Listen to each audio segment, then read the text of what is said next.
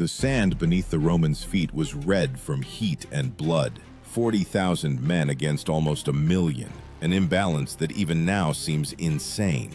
At the end of the 2nd century BC, when Rome seemed to have reached the peak of its power, a storm arose on its northern borders. Waves of barbarian tribes, Cimbrian Teutones, moved towards Italy, sweeping away everything in their path. There were so many of them that ancient authors wrote, "They marched like the sea."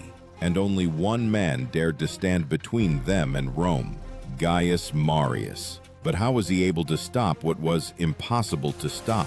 And why do his tactics still inspire admiration in military academies worldwide? The answer to this question is hidden in the sands of Gaul, and in the iron discipline of those who knew how to turn fear into order. Historians, such as Plutarch and Livy, wrote that the Cimbrian invasion began around 103 BC.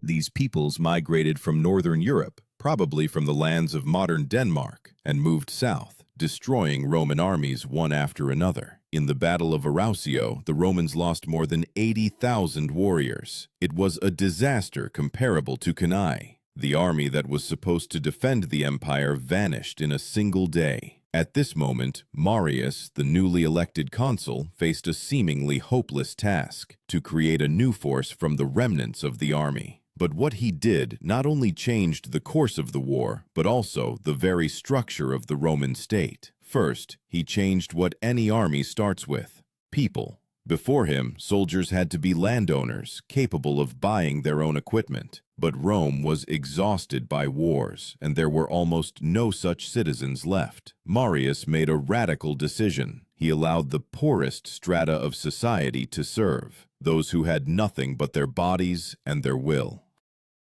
Thus appeared the Marius's mules, a nickname given to soldiers because each of them carried up to 30 kilograms of weapons, armor, food, and building tools. This Marian revolution changed the very essence of the Roman army. Now the legion became not a gathering of landowners, but a professional machine. The term Marius used to describe discipline was disciplina militaris, not just order, but a way of life where every movement, every sound, even breathing, was subservient to a goal. Archaeologists found in Gaul pilum heads, heavy spears with which legionaries struck the enemy at close range. Their iron tips were deliberately made soft so that after impact they would bend and could not be thrown back. This was a weapon not of brute force, but of calculation. Every element of Marius's army was constructed with mathematical precision.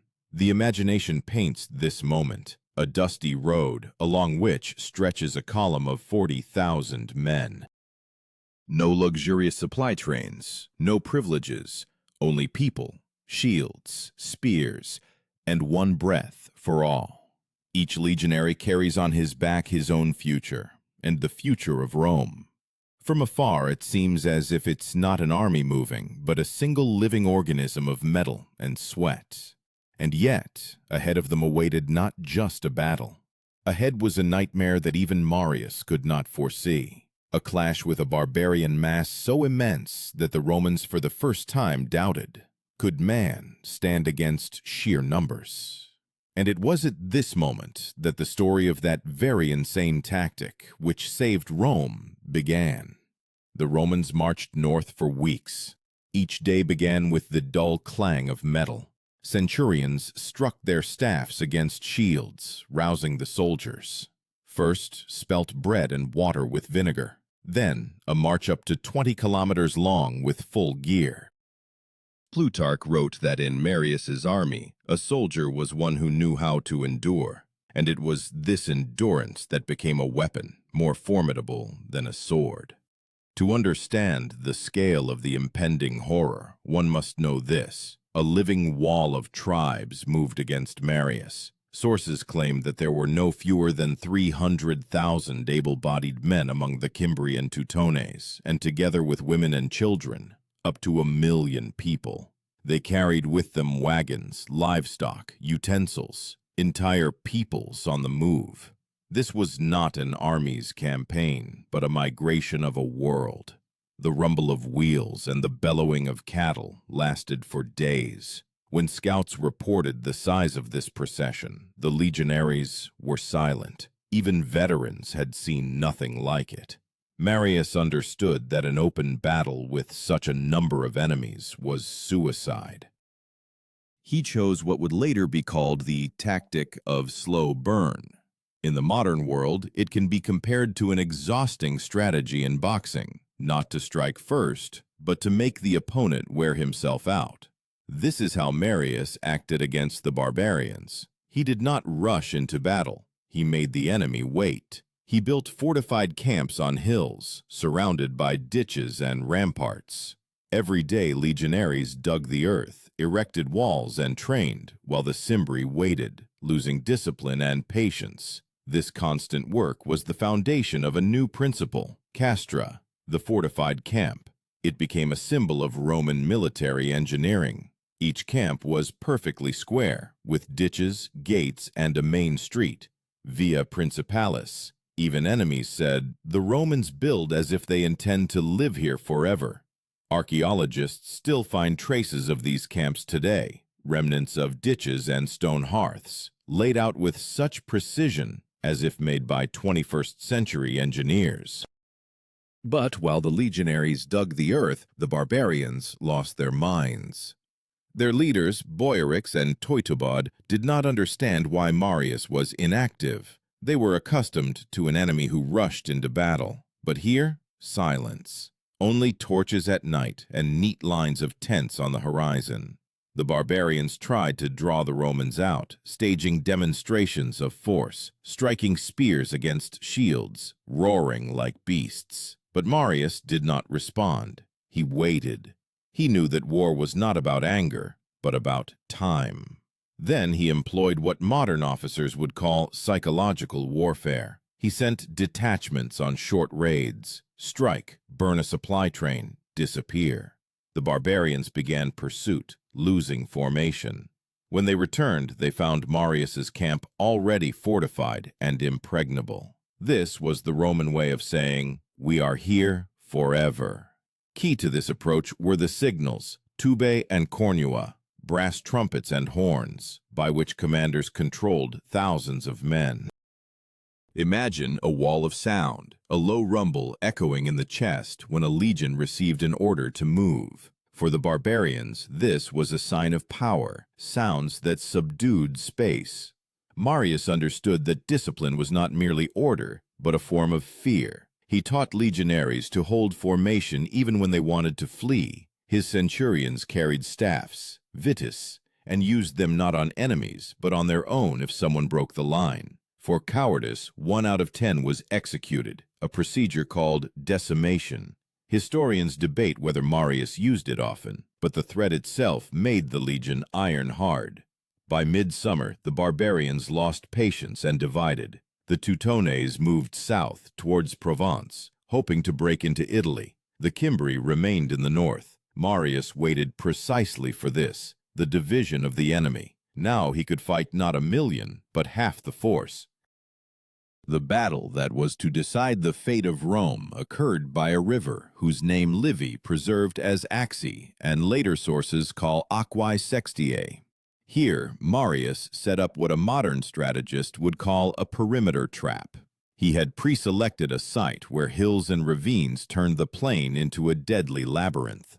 Before the barbarians' eyes, he set up camp, as if challenging them to battle. But at night, a part of the legionaries hid behind a hill. They were to strike from the rear at the very moment of attack. At dawn, the earth trembled from the steps of the barbarians. The Teutones marched in a dense mass, shouting to drown out their fear. The legionaries stood in silence. Marius ordered them to wait until the enemy was within pilum-throwing distance. Silence and the thud of hooves. 2 worlds collided at that moment. When Marius raised his hand, the Romans hurled their spears. Hundreds of barbarians fell. The remaining mass crashed into the shields. But this was only the first act. Beyond the hill, dust was already rising. The second part of Marius's army was preparing to deliver a blow that would go down in history as one of antiquity's most brilliant decisions. Everything happened in a matter of minutes. As the barbarians crashed into the Roman line, the ground trembled as if alive. The roar was so immense that even officers could not shout over their soldiers. The Teutones, tall with long braids and oak shields, surged forward like a storm, but the Roman formation did not budge an inch. Legionaries in the front ranks relied on short swords, gladiuses, which were intended not for sweeping blows but for short, precise thrusts under the ribs. In close quarters, this weapon turned everyone into a mechanical blade. The clang of metal, the cries of the wounded, the smell of blood and sweat, everything mingled into an unbearable chaos.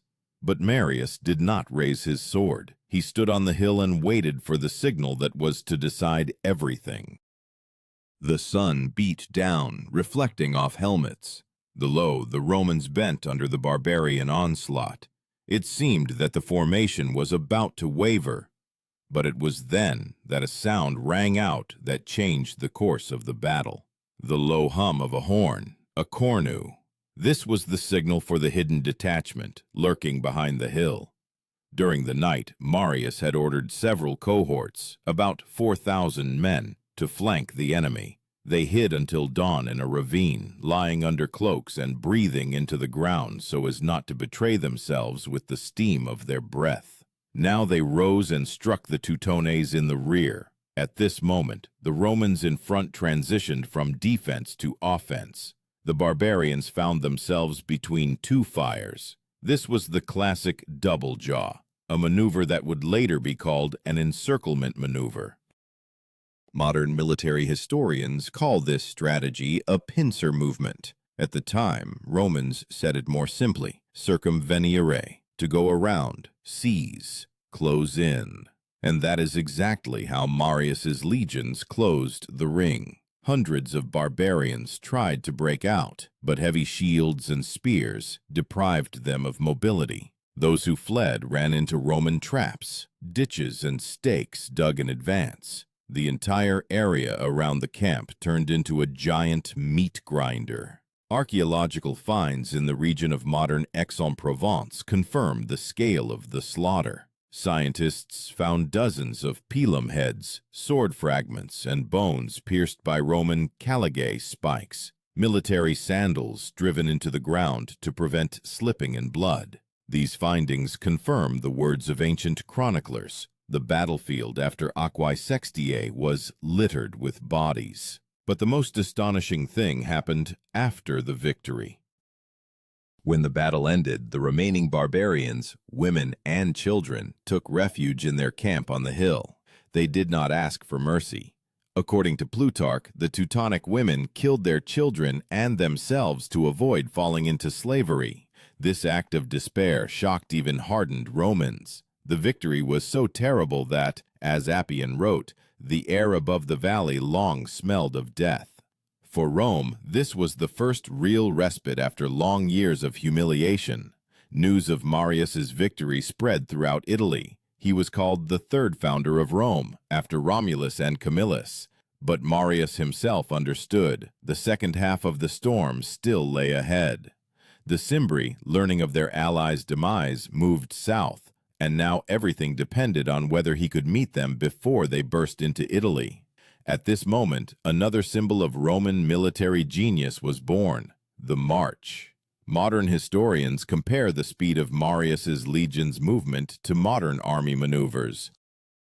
In a day, soldiers covered 25 kilometers over rugged terrain, carrying up to 30 kilograms of gear. This was not just movement, it was a test of survival. Hence the expression, Marius's mules. A legionary carried everything on his back: helmet, chainmail, spears, a mess kit, bread, a shovel, and even a pole for erecting fortifications. The main principle of this new army was autonomy. Each soldier was his own quartermaster and engineer. When the legion stopped, a fortified camp was already standing within 30 minutes. Overnight, they turned a deserted hill into a fortress, and at dawn, they disappeared like ghosts. It was then that a new type of officer appeared, the legates. These were not aristocrats, but professionals who had grown up in wars. They understood that victory was not in glory, but in calculation. The legate ensured that each cohort moved, ate, and slept on schedule. One mishap could cost an entire legion.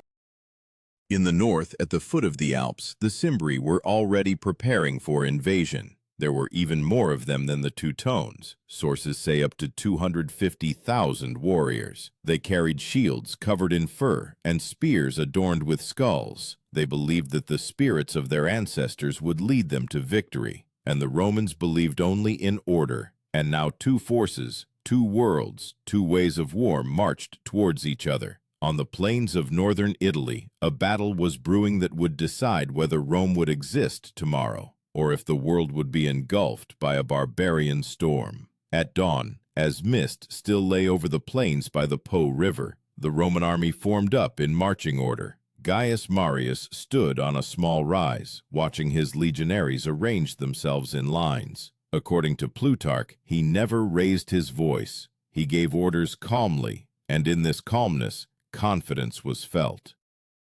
Before him lay the plain, beyond which, like a dark sea, rose the ranks of the Cimbri. There were so many of them that, as ancient authors wrote, all the hills became people.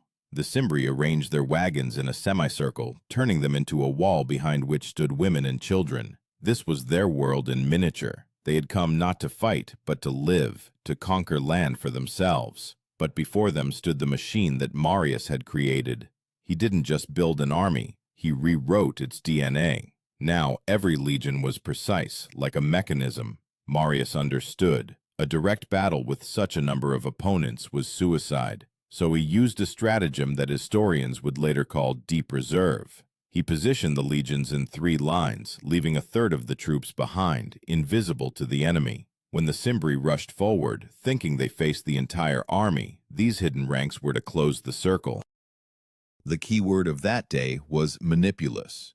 This was the basic unit of the Roman army, consisting of approximately 120 men. They acted like cells of a single organism. Each manipulus knew when to retreat, when to close ranks. It was this flexibility that distinguished the Romans from the barbarian mass, where everyone fought for himself. At noon, the Cimbri advanced, first slowly, then faster and faster. Their leaders shouted. Drums beat to the rhythm of their steps. Hundreds of horns roared in unison, and the ground beneath the legionaries' feet vibrated. This was not an attack, it was a torrent. At first, the Romans simply disappeared into this avalanche. But then Marius's formation began to work. The front line of legionaries drove their pila into the ground at an angle. They created a barrier against spears and horses. Then followed a short whistle, the tribune's signal. At that very moment, the first line took a step back, opening space for the second.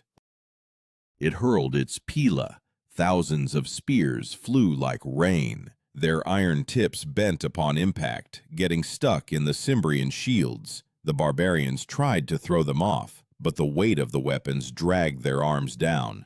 At this moment, the centurions, senior officers, each commanding 100 men, entered the fray. They were distinguished by a crest on their helmet, positioned transversely, so that soldiers could see them even through the smoke. They moved along the line, shouting, "Close ranks!" And the formation indeed closed. Legionaries advanced with short steps, covering each other with shields. Where the Cimbrian attack was particularly strong, Marius introduced reserves. He used fire and sound signals, horns and smoke from torches. These signals were like a language. Each combination meant a movement, a turn, an advance. This allowed him to command 40,000 men without being in the thick of battle. The Cimbri fought fiercely. They grabbed Romans by their shields, pulled them down, tore at their faces with claws, but Roman discipline prevented them from breaking through. The battle continued all day. By evening, the ground underfoot had turned into sticky mud mixed with blood. Livy wrote that rivers disappeared in the torrent of bodies. This is not poetic exaggeration. Archaeologists still find charred bones today in the Varzella Valley, where the battle took place. As the sun began to set, Marius gave his final order. The hidden reserves advanced. Fresh cohorts emerged from behind the hills and struck the flank. For the barbarians, it was like a bolt from the blue. They realized they were surrounded. Panic spread faster than sound. Those in the front ranks tried to retreat, but behind them stood wagons and women. It was a trap where every step meant death. The cries of women merged with the roar of wounded animals. The Cimbri fought to the end. According to Plutarch, their king, Boioric, fell, fighting with a sword in both hands. His body was later found under a pile of his warriors. By evening, it was all over. The battlefield was an endless sea of bodies. According to various sources, up to 150,000 barbarians perished. Tens of thousands were taken prisoner. On the Roman side, losses were small, about 3,000 men.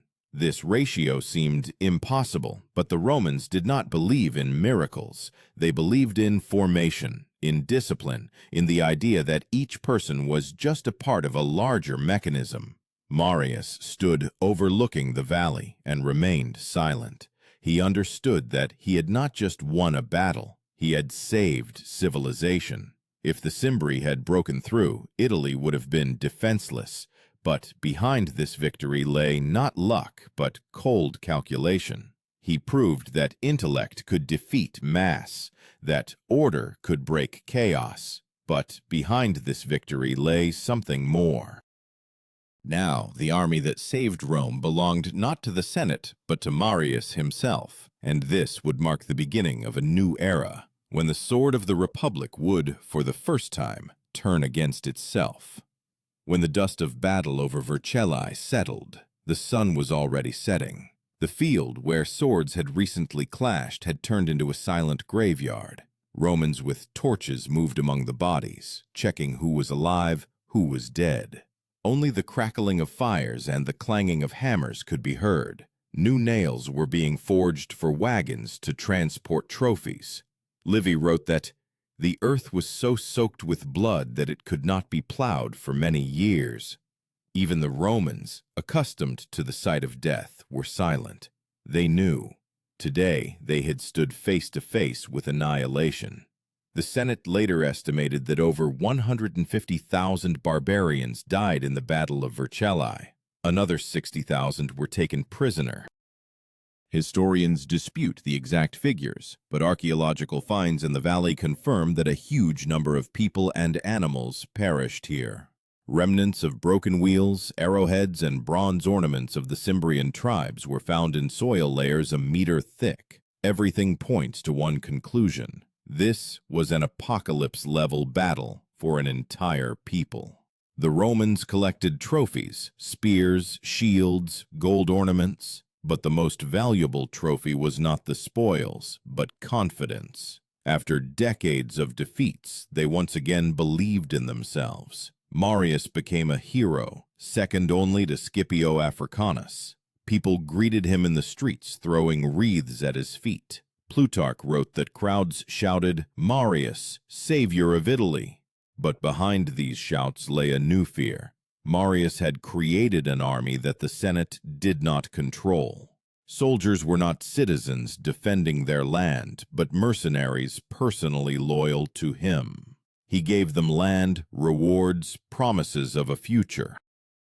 They fought not for the Republic, but for their commander. Thus began a new era, when Roman legions first became an instrument of power rather than of the state. From this moment, the word legion ceased to be merely a military term. It became a political weapon. Every legion could elevate or destroy any politician. Historians call this the Marian Reform, but in essence, it was a revolution. It changed not only the army, but the very soul of Rome. It was also then that the concept of auxiliary troops, auxilia, appeared. These were allies, non-Romans, who were allowed to serve in exchange for the promise of citizenship. Their skills made the army versatile. Numidian cavalry, Balearic slingers, Cretan archers. They transformed the legion into a multinational machine. But along with this, the personal power of generals also grew. Marius was elected consul 6 times in a row, an unprecedented breach of tradition. Senators whispered that he was too popular, too powerful. The people called him the third founder of Rome, but his enemies saw in him the beginning of the Republic's end. Polybius, a century before Marius, warned, "When soldiers come to depend on the generosity of their leader rather than on laws, Rome will fall." These words seemed prophetic, for soon his army would clash not with barbarians, but with Romans. An era of internal wars would begin, when the sword that saved Rome would turn inward. But no one knew this yet. That evening, after Vercelli, the legionaries sat by their campfires. They roasted meat, shared bread, sang. Their faces were smudged with soot, their armor covered in mud, their hands trembled with exhaustion. But a fire burned in their eyes. They knew they had done the impossible, that 40,000 men had managed to encircle and destroy almost 1,000,000. Marius walked among the fires in silence. He did not celebrate. His face was like stone. According to Plutarch, he looked at his soldiers as instruments that had accomplished their task. But in the depths of his gaze was a shadow. He understood that he had unleashed a force that would be impossible to contain. A few days later, he entered Rome. Crowds awaited him with incense and flowers. Senators placed a laurel wreath upon his head. But as he ascended the Capitoline, legionaries marched before him, the very poor men to whom he had given weapons and purpose.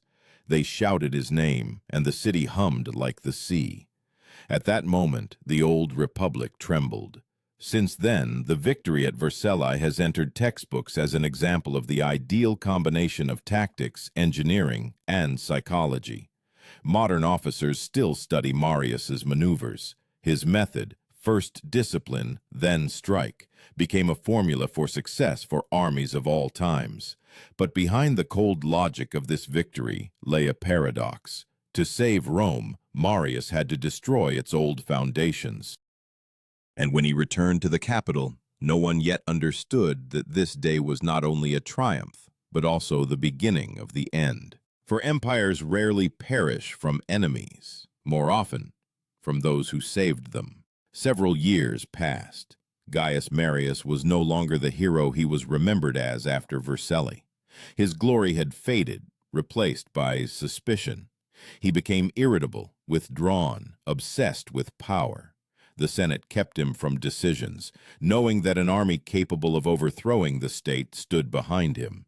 But Marius could not live without war. He had created a machine, and now could not stop its movement. Meanwhile, another man returned to Rome, Lucius Cornelius Sulla.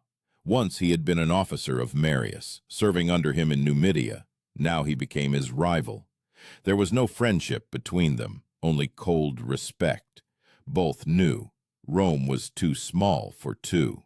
And for the first time, swords created to defend the Republic would be raised against Romans themselves. Historians would call this the beginning of the civil wars, but at that moment it looked different. A struggle for law, order, honor. Marius claimed to be defending the people, Sulla saving the Senate, and each had legions behind him, ready to die for their commander. The reform that gave Rome strength was now splitting it in two. Sulla was the first to attempt the unthinkable. He marched his troops on Rome. This was sacrilege. An army was not supposed to enter the city, but no one could stop him. For the first time, legions passed through the sacred gates, and spears gleamed in the capital's streets. The Republic ended not in battle, but to the sound of its own drums. Gaius Marius fled. Old, sick, exiled, he still believed he could return, and he would return. But the Rome he saved at Vercelli would never be the same.